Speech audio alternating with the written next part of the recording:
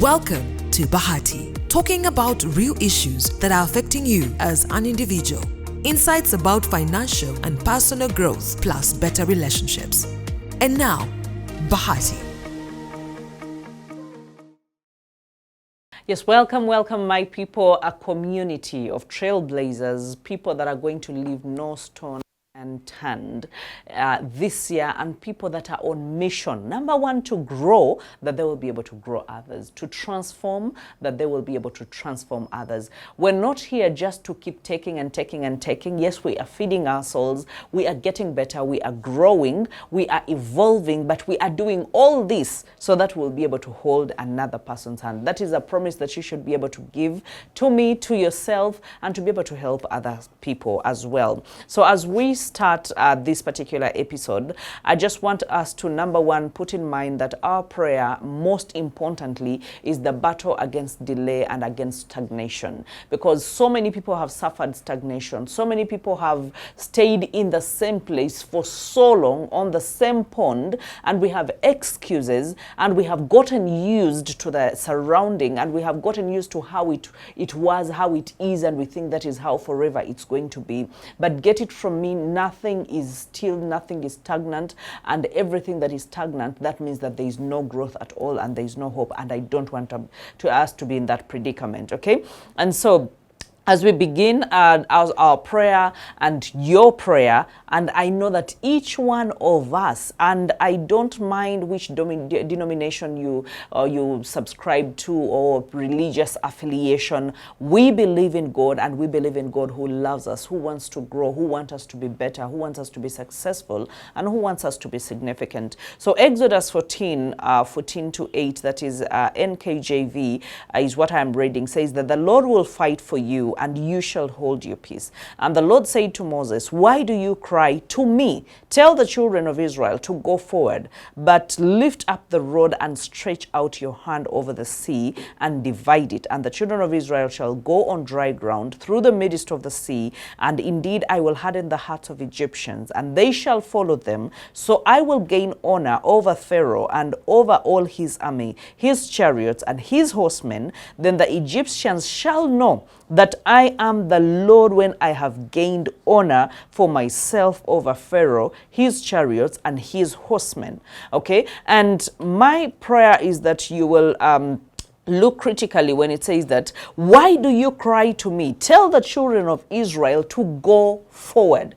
That means in this case, he was not going to come and do the forward movement for them, even when he had promised to fight for them, even when he had promised them, if he had given them the pillar of fire to go in front of them and to go behind them, even when he had provided for them, even when he had given them promises and the promises had come to pass, he said that, why are you crying to me? Tell the children of Israel to go forward. And you remember that when we started this year, and this is a follow-up on another episode where we talked about the green light season, and I was saying that this is your season to go. This is not a season for stagnation. The season for stagnation is over. The season for delay is over. And if you are there saying, I am waiting on God, God is actually telling you that, why are you crying to me?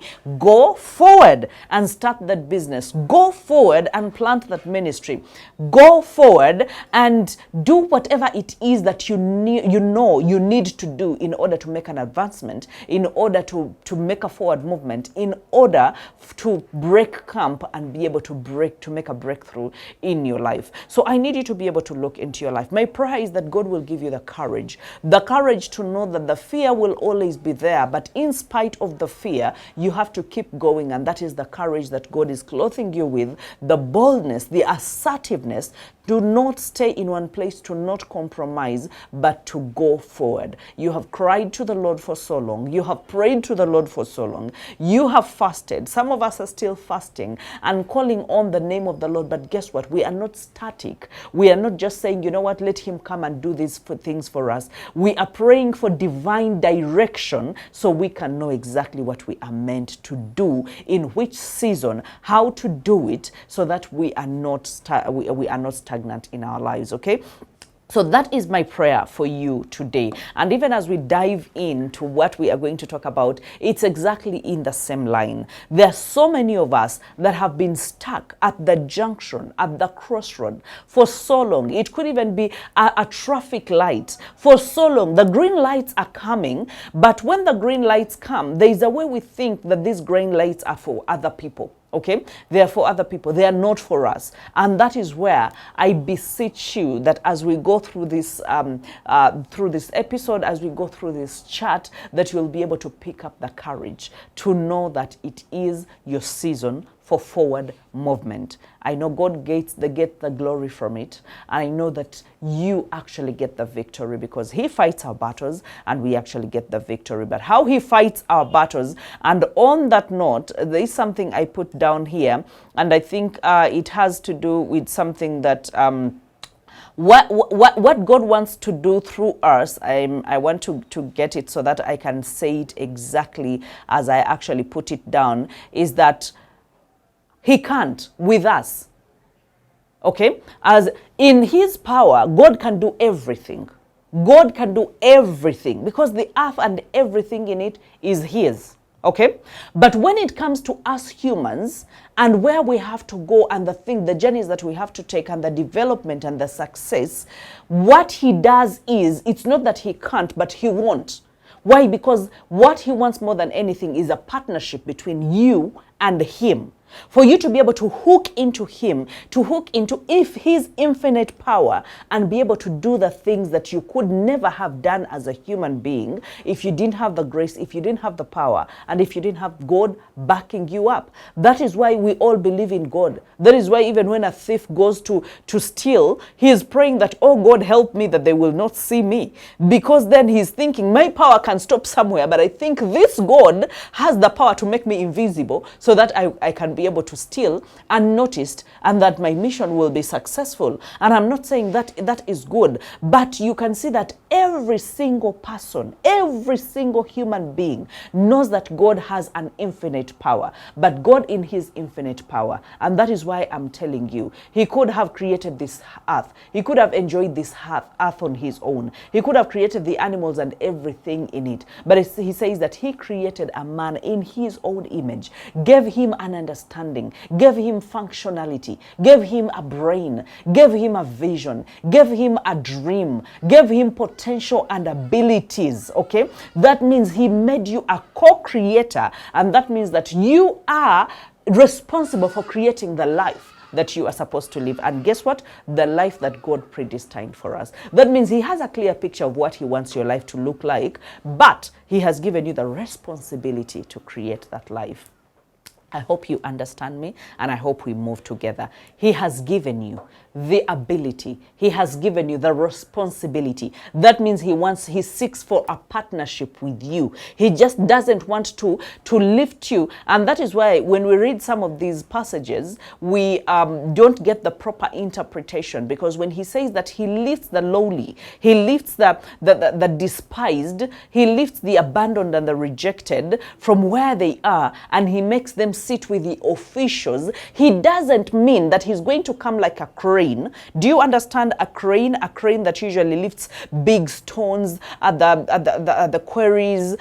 He doesn't come like a crane and he just lifts you out of where you are and he positions you onto the table with the officials. That is not what he does. Otherwise, he will get you to the official table while you are dirty, while you don't know how to eat and you're fidgeting with spoons.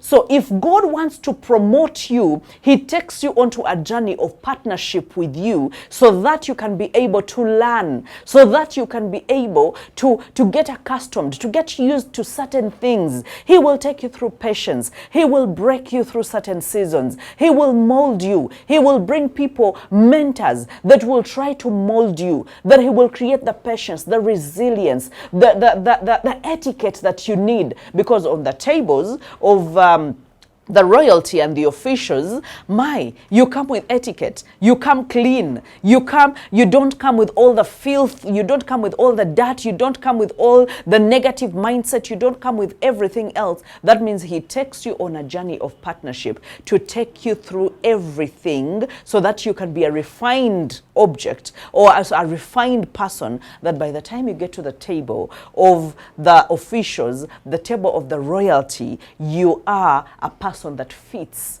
to be on the table of the royalty. So that means it takes you to even accept mentorship. It takes you to accept being for someone to panel beat you. It is not easy. That means it is a partnership. The responsibility to create the life that God predestined for you is in your hands. He arranged it for us, but we are co-creators. Okay? So, and when it comes to our lives, just like I said, without God, man cannot. Without man, God will not. He just made a choice that without man, I cannot. I need his partnership in order to create the life that he wants. Okay? So that means that for some promises to happen in our lives, God requires our participation. That means that you are an important part in God's creating the life that he predestined for you.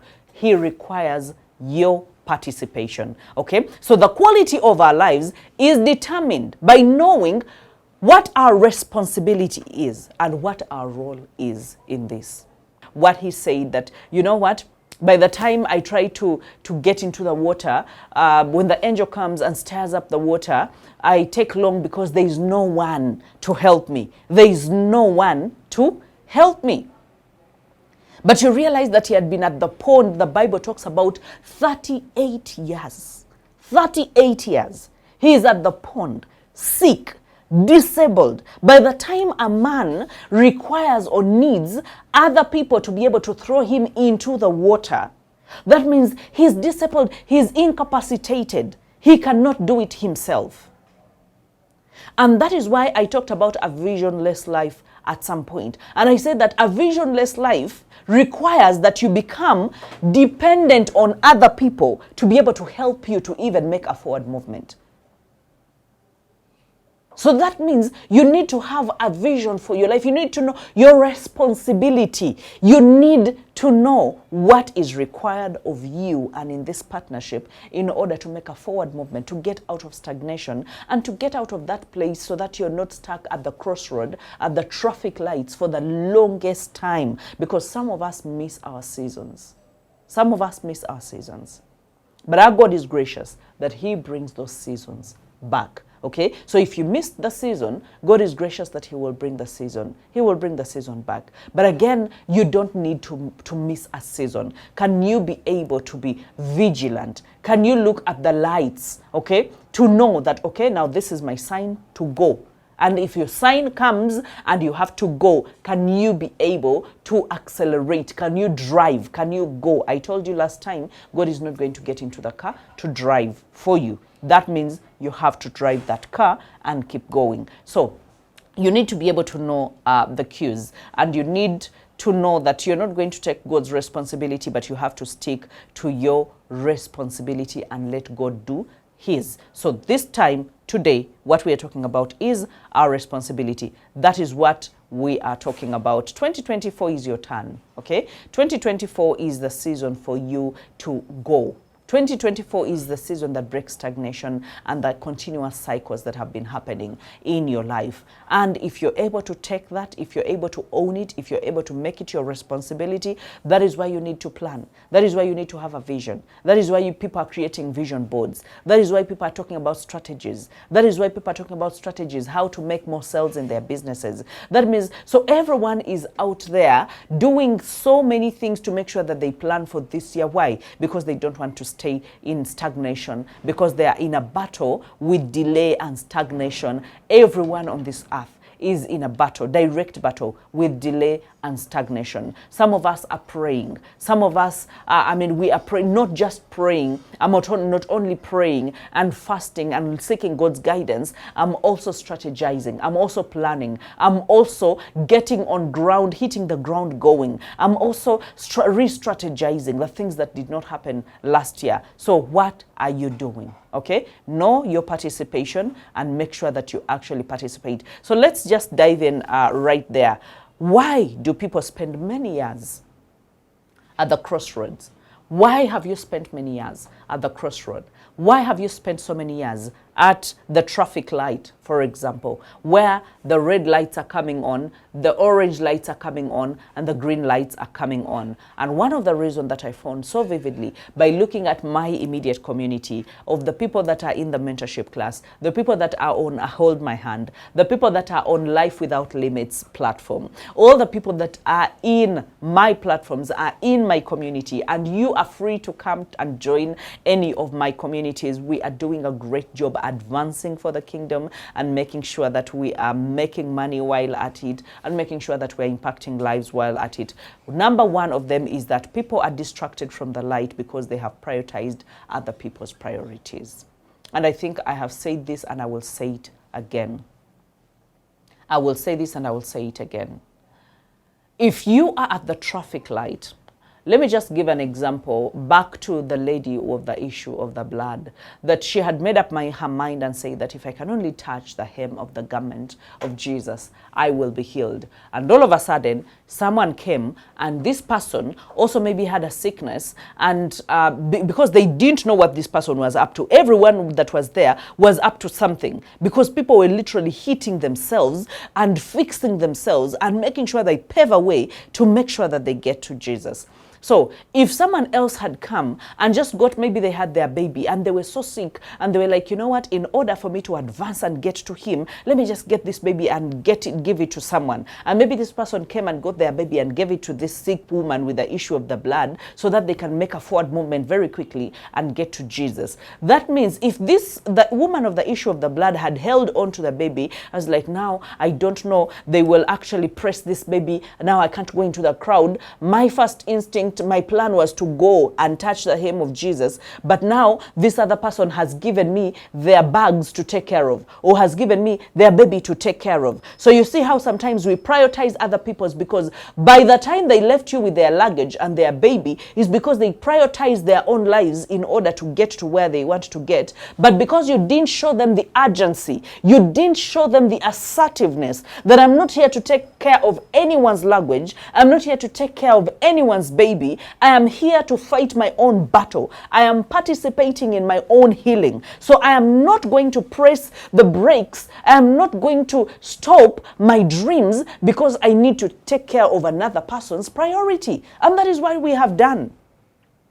So many of us have been so stagnant because then you're like, you know, if I make any headway, what will my mother say? What will my father say? What will my siblings say? What will my ex-husband say? What will my ex-fiancé say? So we have prioritized other people's opinion, and we have taken our needs and put them on the back burner, and we are asking ourselves why we are continuously frustrated and continuously disappointed and continuously delayed and stagnated. And when you are stagnant, that is a pond for sickness. That is a breeding place for mosquitoes. That is a breeding place for all sorts of insects. Okay? That means you are going, everything, every ailment is going to come to you because you are angry, you are suffocated, you are frustrated, you are disappointed. Why? Because you expected things to speed up, but they're not speeding up. You expected things to work out, but they're not working out. You expected things to have gotten some money right now, but you don't have nothing to actually show for it. You expected to have hit certain milestones, but you have not hit any of those milestones. And you are frustrated, not because none of those things could have worked out, not because you didn't have it in you, you didn't have the ability, the potential, not because you don't have the brains, not because you don't have the capacity, but because you have prioritized other people's priorities and you have not prioritized yourself. So if you are in a constant battle against delay and against stagnation, you need to prioritize yourself, because everyone else counts on you making it in life. If you don't make it, there's so many people that you're disappointing. And not directly that they're going to be disappointed that you didn't make it, but the people that you had to take care of. For example, today I got a call. I'll not disclose from who, but I got a call and this person told me that, you know what, the situation is bad. We even don't have anything to eat.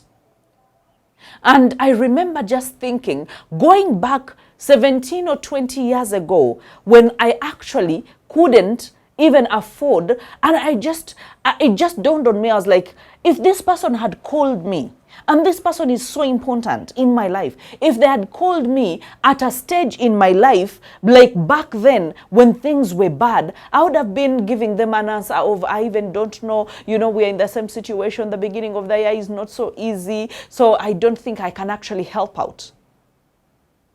But even when I did not have cash, because I rarely move with cash, in my mind, I was like, that is sorted. Even if you want food for the whole year from me, you're going to actually get it. So I did not have any kind of stress of where do I get the money? Who do I call? What do I do? What excuses am I going to give? I am not at the stage where I need to give excuses. I'm a stage where if anyone needs that I hold their hands, I will be able to hold their hand. Why? Because the battle against delay and against stagnation, and guess what? It is very possible. If I could win, and I'm still winning, and I'm still fighting, you can win, and you can win big. Okay? So, number one is the reason as to why so many of us are still stuck at the traffic lights is because we have prioritized other people's priorities. And it's not their duty to try and figure out our schedule. No. It's not their duty to figure out whether we have the time or we don't have the time, or whether we need it urgently. We know it's not their duty, okay? So it is upon you to know what you want and to make yourself light and to put certain other things aside so you can be able to make the forward movement, okay? So their job is to send you whatever it is, to give you responsibilities. Their job is to say, come and keep my children. Their job is to text you. Their job is to whatever. People are going to think about themselves. So their job is not to think about you. Their job is to think about themselves. Okay? So your job is to think about you. Your job, your schedule, everything else that you need, your job is to think about you. Okay? So I need you to be able to take that and think about you, think about your responsibility, think about everything that you need to. Number two, you can miss your opportunities to advance because you're prioritizing other people's opportunities. Remember the other time, the first one is getting stuck, but right now you are missing your opportunity to advance, as in the green lights have come, but you are still stuck sorting other people's things, okay? And just because you love them, it does not mean that you should prioritize everything that they are doing. That is why when I was getting back to school, when I was enrolling back, and that is so many years ago, when I was enrolling back, I told you, I knew I didn't even have the funds. I took time to go into business and things were not working out. My siblings were in school, but they were still stuck, sent home without tuition. We didn't have any food. But I knew that I had to leave Kayunga to come back to Kampala. And to come back to Kampala, not to just come back, but I knew I had to get back to school because my advancement meant that my siblings will be able to advance and my family would be able to advance. So that means I was not thinking about anyone else. I was prioritizing me. That means everyone else could have misread me and told me that, now for you at least you got to senior 6, at least you were able to even do campus, as in at least you were, as in everyone else. I would have said I'm prioritizing their thinking over me advancing, because then maybe I've hit certain things, so maybe I should be able to just get everything that I have and be able to invest back into them. I was like, you know what, they will suffer, but they will suffer for a moment, but for as long as I can be able to make a forward movement, they will be able to make a forward movement. And so it seemed like a selfish decision. To anyone that looks at it will be like, but why not give that money to your siblings so that they can go to school? Why do you want to go to school? I knew that if I was stagnant, even if I had gotten all the money and given it to them to actually go to school, and I had placed a glass ceiling over myself, that means they could only grow as far as I had grown. And I needed us to grow better than that. while I was actually while I was about to begin this episode, I was actually reading it to my producer. A message came from my iCloud, and I was taken back to 2017.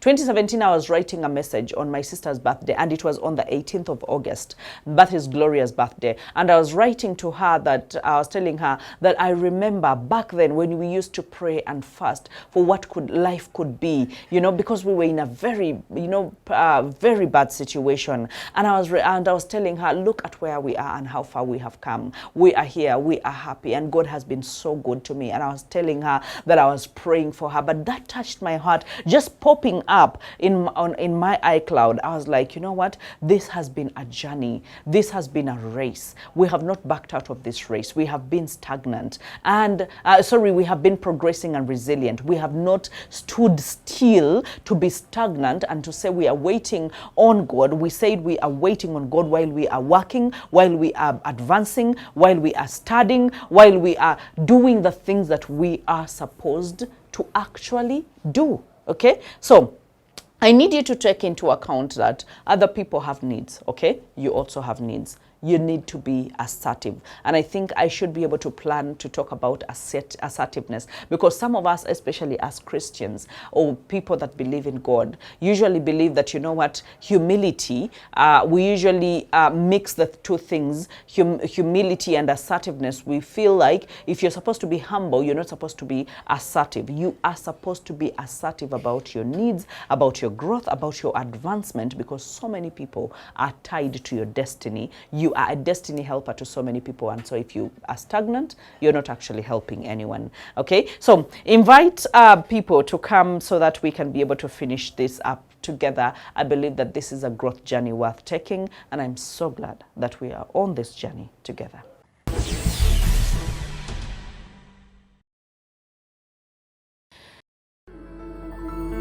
Spirit TV, a place for you. Did you know that you can acquire a skill in less than 3 months? Dynamic Media School skills you in TV and radio presenting, motion graphics, graphics designing, control room management, show production, audio production, confidence building, lighting and videography, personal branding, social media management, cinematography, video editing, marketing and sales, and effective communication. This is designed to provide practical skills and hands-on experience with the focus on developing critical thinking, research, and communication skills. You will have access to high-quality learning materials, including online lectures and other resources, as well as a dedicated team of facilitators and influencers who are available to assist you with any questions or concerns that you might have. Enroll today. Call 0702 021 834 or WhatsApp 0760 881 331. Dynamic Media School is an excellent choice for anyone looking to start or advance their career in this exciting and dynamic field. You don't get the life that you deserve, but that which you decide. It's time for you to decide to dominate your life. You don't do that by just having passion, you need a plan. Let's show you how you grow practically in character, competence, and in other areas of life. Welcome back to Bahati. Beautiful. Well, be back, and if you've been able to invite people to be able, the best thing you can do is actually share. If this message blesses you, if this episode blesses you, if this chat blesses you, make sure that you invite another person to be able to watch it. And for those of you that are in my communities, we've talked about so much to do with getting unstuck as we begin the year, and so many of us have told me that you had felt quite an uneasy feeling while you were crossing into the year, at the end of the year and the crossing into the year. As people were celebrating, you actually didn't know exactly whether to celebrate or not. But one thing I know for sure is whatever situation, whatever low kind of feeling you could have felt, it's upon us to know that this is our season, and and the season, we have to be able to do something. We have to be able to go for it. We have to make a forward movement, and just the knowledge of that and knowing what forward movement must I make, that actually helps you a lot. And I would love to welcome all of you that feel you have a calling on your heart, and you just have the not just the potential but the calling. Okay, you feel you are passionate about helping people, you feel you are passionate about leadership, you feel you are passionate about holding other people's hands as a counselor, as a coach, as a public speaker, as a keynote speaker. I need you to be able to join our community of accelerated mentorship, where we actually help you to find your niche, where we help you monetize your passion, but not just monetize, but we help you to be able to package the impact and the transformation, to package it and be able to deliver it, to be able to market yourself, to be able to use social media, to be able to use marketing strategies that will be able to put you out there, to be able to build your brand and be able to establish your brand. In this age and era, you actually need it. I told you there are so many people that you must help, but you staying small and you not acquiring the competence and the skills that you need to be able to acquire in this season is actually going to delay you and delay those people. So if you feel the call on your heart, if you feel the passion to help people, come and join my community of trailblazers, of people that gladiators, change agents, world changers, transformers, people that have given their lives to actually change. And some of you might think, this is just for people who are not doing anything. I have lawyers, actually so many lawyers that have come through accelerated mentorship. One was calling me yesterday and telling me that, you know what, when it comes to dealing with people, family law and all those things, I think I need a conflict resolution. I think I need the skills to be able, and I don't get these skills at LDC. We don't get these skills in while we are studying. I can only get these skills through a mentorship, and so many of them are joining the mentorship to just get the skill. And at first I didn't know, but as they kept joining, I was like, okay, I think this is something that they really need. So it's possible that you're HR consultant, or you're even practicing HR. It's possible that you are a front desk manager. It's possible that you're a CEO. It's possible, but you feel you have a calling, that there's something more to your life than the business you're doing, than the work that you're doing, than the career that you're chasing, but there's something more to your life and you feel a longing to find it. So come, let's nail your purpose, let's nail your niche, let's nail how to be able to brand yourself, how to package yourself, and how to take time and be able to deliver that value to the people. I believe that it's going to be so helpful. Okay, and at this moment I'm giving a discount, especially to the people that will hear this message. If you hear this message, just make sure that you look for my number, and the number is just below, right on your screen. Make sure that you text me right now, actually WhatsApp me right now when you hear this message, and tell me that I've just had this on TV, I've watched this on YouTube, and I will make sure that I extend that discount to you so we can be able to grow together. Right now we are asking a question: why are people taking so long at the crossroad, at the traffic lights, where you're supposed to take a decision, where you're supposed to go, where you're supposed to make a forward movement, but you're not making a forward movement? And I know that so many of us are relating with this message, and it doesn't matter. Some of us, we don't want to admit, we think because we have titles and we have positions, and so some of these things don't get to us.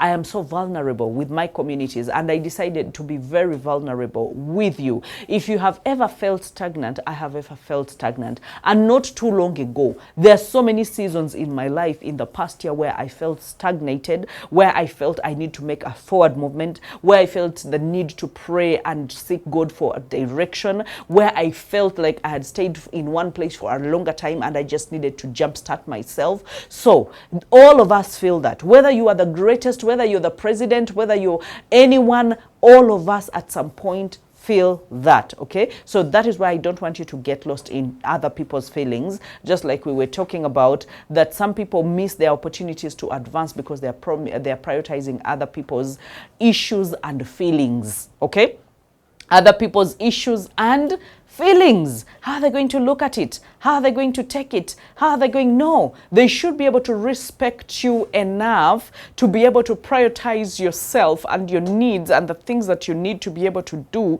so that you will grow to a capacity that you will also be able to help others. Okay, and we were going to number 3, and we're saying that so many people have been imprisoned. Okay, or you as a person, let me direct it to you. You have been imprisoned by their unwillingness to get over their issues that maybe they misread into a situation, and some people have not gotten over those issues, and now you are imprisoned because of other people. Do you know that sometimes we imprison ourselves because of that?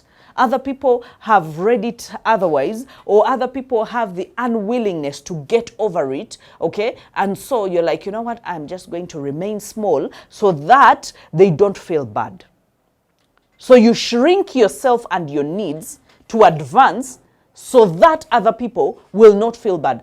Have you seen people that want to behave like they do not have money so that they do not offend other people? So they put on badly, they eat weird food, they even drive. I know of a person that went ahead and even bought a car that was very shoddy, but all in a bid to convince someone that I'm not as good as you think I am.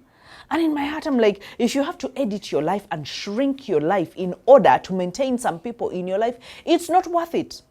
It's not worth it.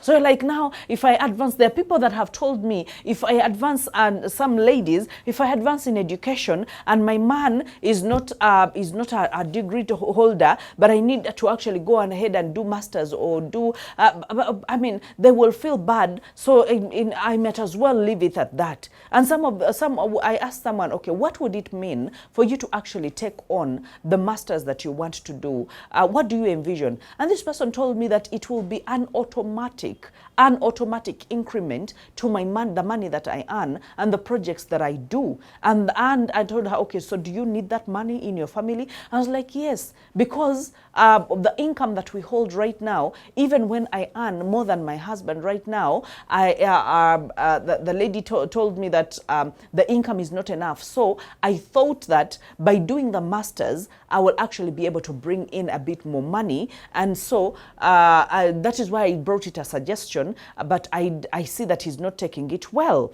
And I was like, okay, so can we be able to talk about that? Why do you think he's not feeling good about it? Okay, and only to actually investigate the matter, it's that the man was not privileged to a lot of information, so he didn't know exactly what was happening. So the lady had actually stagnated herself, not knowing that the husband was very okay with her advancement. He was actually very confident in himself. He actually also had his own plans of how to rejuvenate and how to help himself to actually be able to get more money. So you realize that sometimes we want to think for other people. Can you quit staying in other people's minds? Can you stay in your mind? Can you be able to draw a plan of your advancement? And if it's a spouse, can you bring them on a journey of your advancement? Okay, and I know that you will tell me, but you know, some spouses, they don't want us to grow. You know, some spouses, they don't want.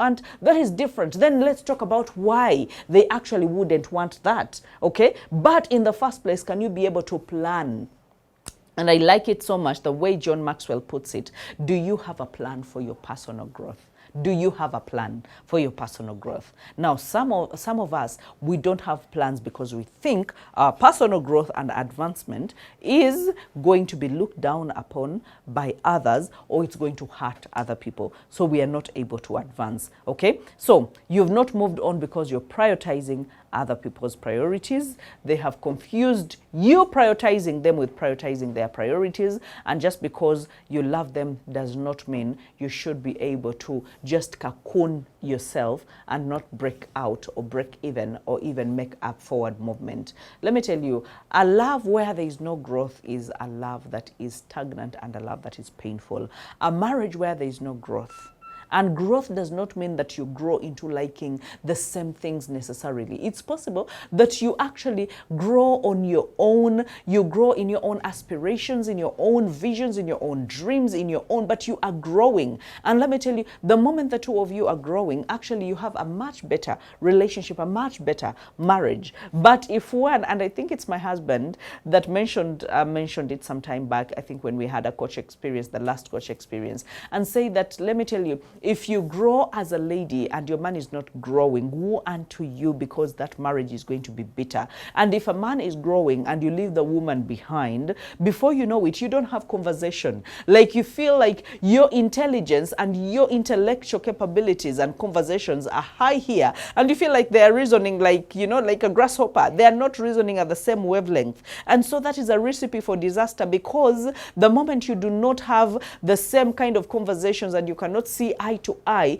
then they are going to look for someone to have the same wavelength kind of conversation. Where does that leave your spouse? So as you plan for personal growth, make sure that you're both planning for personal growth, okay? So that you do not take it as offense when someone else is actually growing. Why are you taking long at the crossroads? Why are you taking long at the traffic lights? And then I'll say this, some people overestimate how long the green light will be on. Some people overestimate how long the grace is going to be available, how long the opportunity is going to be around. And I don't know if you notice or if you've noticed, but when the green lights come on, it seems like the time frame for the green lights is shorter than the red lights. I don't know whether I'm the only one who notices that at the traffic lights. It seems like the red lights are on longer than the green lights. So that means that when the green lights come, I even know of a traffic light, and that should be around Makere Full Gospel. That is Makere, that is Ham Towers, while you're getting into Nankulabi. My goodness, that traffic junction, the green lights go on for seconds, and then the red lights will be on for minutes. And so you will take longer being stopped.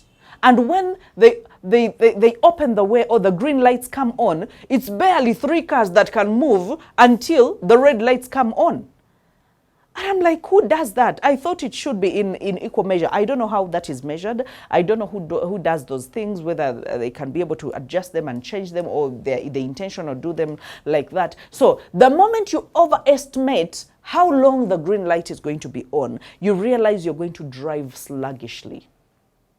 You're going to drive sluggishly. You're not going to be at speed. The moment you know that, okay, this green light comes on and it comes on in seconds, you realize you'll be on your masks. You'll be looking at, when it turns orange, you will actually be on the go. And green will find you off the junction. But if you're the kind that overestimates, you know the people that overestimate, even when they're driving, and I hate driving with these kinds of people, the kinds of people that actually will totally bring a car to a full stop while at a junction. And they will even put off the ignition, and they will sit and even tap on their windscreens, and they will chill, even look at their text messages.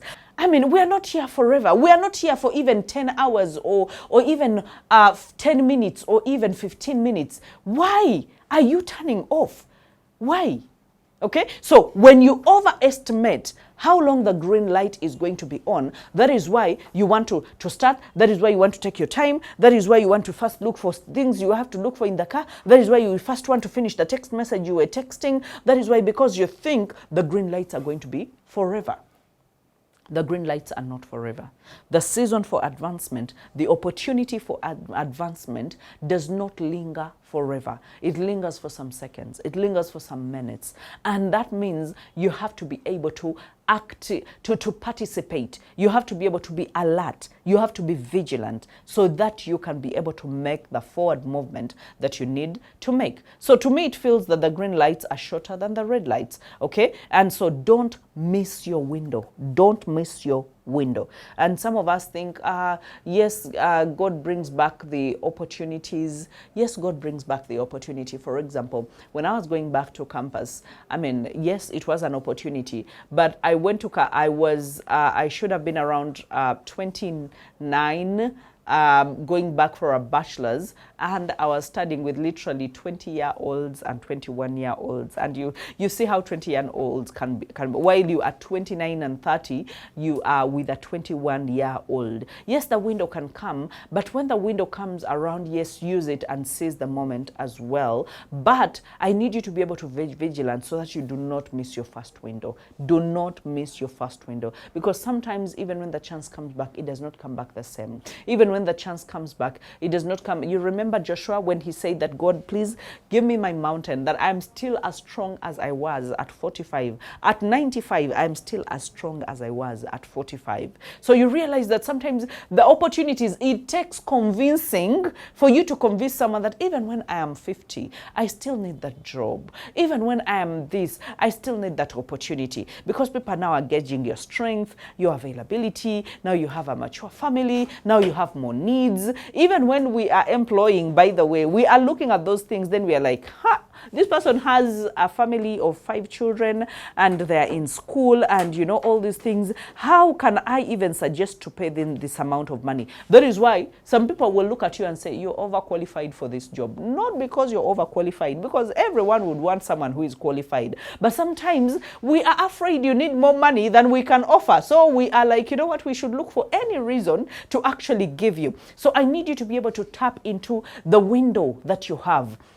You have the window to be able to grow at that workplace. You have the window to be able to be trained into managerial duties, to be able to be promoted from one level to another. And instead of making a forward movement, you are actually procrastinating, you are playing, you are jeopardizing every opportunity that is happening. And we are counting on the fact that, you know, these people are never going to get tired. Let me tell you, people get tired. Even the best people get tired. There is a person I was telling recently, that should have been like a month ago or 2 months ago. My husband is the most tolerant person in the world, the most tolerant person. But even I know that, by the way, when you cross him in a wrong way, then the tolerant him, okay, gives up, okay, and is able to say that, you know what, no, I think I made a bad judgment. I have been so tolerant. I have given this enough room, especially in the world of, you know, mentoring and being able to hold someone accountable and being able to groom them and being able, they're like, you know what, it's possible I misread into your capabilities and how far God wants to take you. And I don't think I am God. I cannot just be here and look at you self-sabotaging for the rest of your life. It's better the journey stops here. And I was telling someone that by the time my husband gives up, you have to be that one person that self-sabotages at all corners for him to give up, because he believes even in the people that no one will believe him or will believe in. He believes, he gives chances and gives chances and gives chances. And sometimes I'm like, you know what, you are too merciful and too kind. So you see that even when our God is a gracious God, even when the people that you work with, even when whatever it is, the people around you are so tolerant, let me tell you, a time will come and they will not be able to tolerate some behaviors. Okay, so I don't want you to miss your window, because getting it back, that means you have to manually work for it. You know, the first time there is a grace. Okay, when someone brings you on and they want to mentor you and they want to groom you, there is grace. But once they have lifted that grace, now you are on your own. So you have to manually push. It is hard. Okay, that means you have to qualify, right? The other time you were pre-qualified, but right now you have to qualify yourself, and it is the hardest thing to do. So I need you to be able to step up your game. Don't overestimate how long. Don't procrastinate, because people procrastinate thinking there are so many other chances. Okay, and there is somewhere in the Bible where it says that he who regards the wind will never sow. He who regards the wind will never sow. If you wait and you're like, I'm waiting for the wind to blow from this side to this side because then that means the season is good, that means you will never sow. You will never even get out there on the lake. You will never sail. You will never do anything, okay, if you are waiting for certain conditions to actually be too conducive in order for things to actually happen, okay? And then procrastination works on assumption that there will always be another opportunity. And I don't want you to work on an assumption that there will be another opportunity. I don't want you to miss the first opportunity thinking that there will be another opportunity. What God wants to do for you and through you, it has a time frame. I'll say that again. What God wants to do for you and through you has a time frame.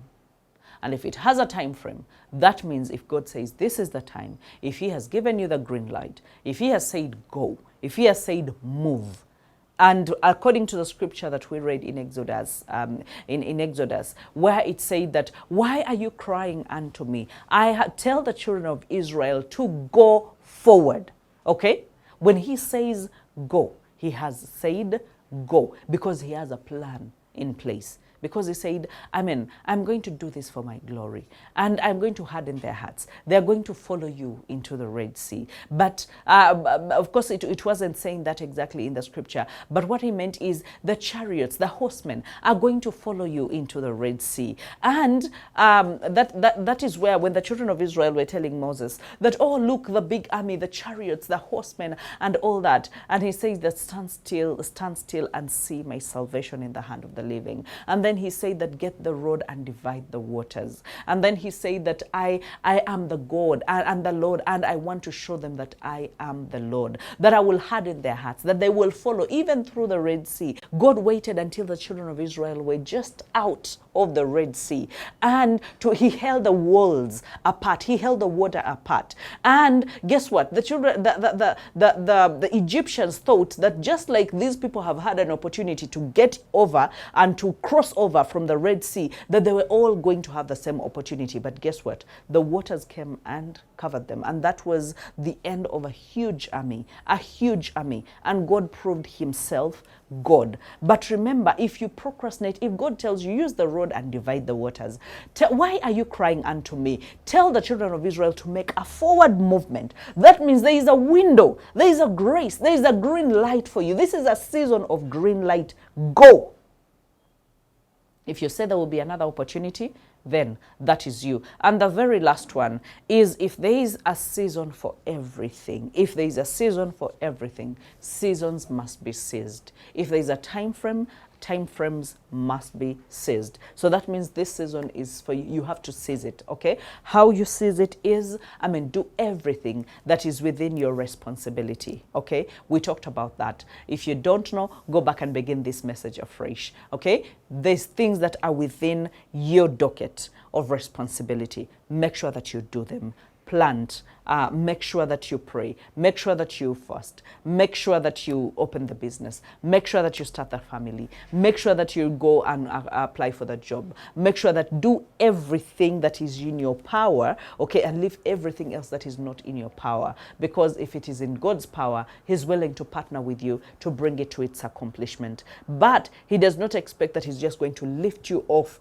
the traffic lights or the crossroads and just dump you into a place that you must have. No, he must be able. Even God said that the reason as to why he took the children of Israel, they had a shorter route that they could have gotten, into the promised land in no time. But he took them around 40 years. And he says, I wanted to be able to rinse out, to take out all the Egyptian ways, to take out all, I wanted to create a resilience. I wanted to create, a good character in you, okay? And so I know that so many times that we have taken the longer routes and all that, but I need you to know that this season, you have to be able to seize the season, okay? And if you mismanaged a season in your life, God is gracious enough, I say that he can bring it back the second time. Like the prodigal son, okay? He misused his season, but God brought it back, okay? So when you see the green light, drive. Make sure that you go for it.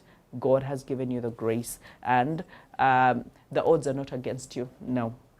Anyone else can be against you, but that will not count if you're not against yourself. The worst thing is for you to be against yourself. The worst thing is for you to stand in one place and not do anything, to freeze, to procrastinate, and to stay stuck. No. The moment you get unstuck, the moment, and in the mind, the moment your mind is unstuck, the moment you see where you want to go, the moment you plan how to get there, the moment you put one foot in front of the other, God will accelerate you. God will give you the grace, and God will position people, even destiny helpers, on the way to be able to make you skip, to make you accelerate, and to make you get there right on time, and to get into His promises. His promises are yes and amen, and He does not go back on His promises. So I need us to be able to tap into that. I love you, and I pray that with the battle against stagnation and against delay is a battle that you fight for the rest, as in for the rest of your life, that will never be anywhere close to you,